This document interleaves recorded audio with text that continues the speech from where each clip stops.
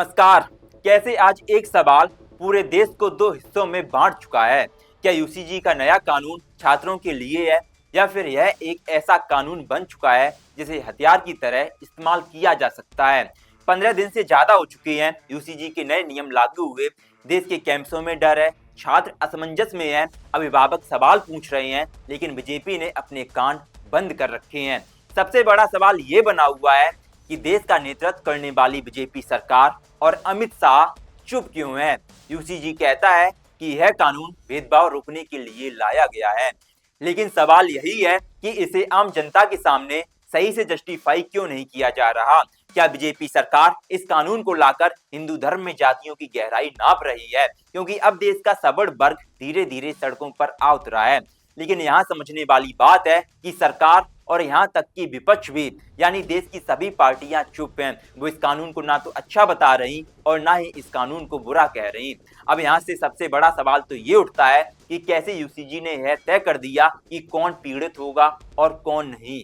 अगर भेदभाव किसी चुनी हुई श्रेणी के साथ हो तो वो अपराध है, लेकिन अगर वही भेदभाव किसी जनरल कैटेगरी के छात्र के साथ हो तो वो यूसीजी की नजर में भेदभाव क्यों नहीं माना जाएगा। हम आपको कई एग्जांपल्स बता दें जहां पर जनरल कैटेगरी के छात्रों के खिलाफ सीधे सीधे नारे लगाए जाते हैं, जिसका सबसे बड़ा उदाहरण जेएनयू है, जहां पर ब्राह्मणवाद से आजादी, ठाकुरवाद से आजादी, हिंदू धर्म से आजादी और यहाँ तक कि देश से आजादी वाले भी नारे लगते हैं। अब यहाँ पर यह समझने वाली बात है, अब क्या ये नारे भेदभाव श्रेणी में नहीं आते हैं। देश में भेदभाव है, ओबीसी एससी एसटी के खिलाफ भेदभाव होता है, ये बात स्वीकार करने योग्य भी है। लेकिन क्या सबड़ वर्ग के साथ भेदभाव नहीं होता है, या सिर्फ सबड़ जाति के लोग ही भेदभाव करते हैं। क्या ओबीसी का एक व्यक्ति एससी एसटी के खिलाफ भेदभाव नहीं करता है, और अगर करता है तो इस कानून में सबड़ वर्गों को सम्मिलित क्यों नहीं किया गया। यूसीजी 2026 का सबसे खतरनाक शब्द है मैंडेटरी कंप्लायंस। मींस अगर किसी सामान्य छात्र के खिलाफ शिकायत आई तो जांच बाद में की जाएगी, कार्रवाई पहले ही कर दी जाएगी।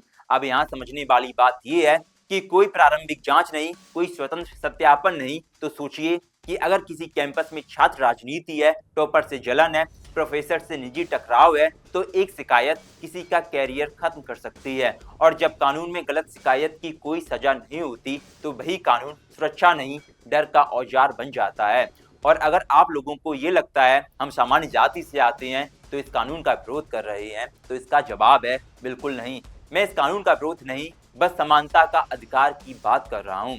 और एनसीआरबी के आंकड़े पहले से ही बताते हैं कि भारत में कठोर कानूनों का दुरुपयोग कोई नई बात नहीं है। फिर भी यूसीजी ने सेफ्ट गार्ड जोड़ने की बजाय उसे हटा दिया।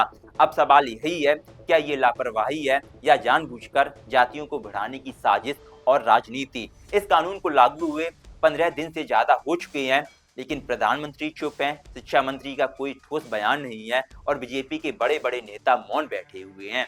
हम यहाँ पर बीजेपी से प्रश्न पूछना चाहेंगे कि आप देश की बागडोर संभाल रहे हो, तो फिर सबसे ज्यादा जवाब देने की जिम्मेदारी भी आपकी बनती है।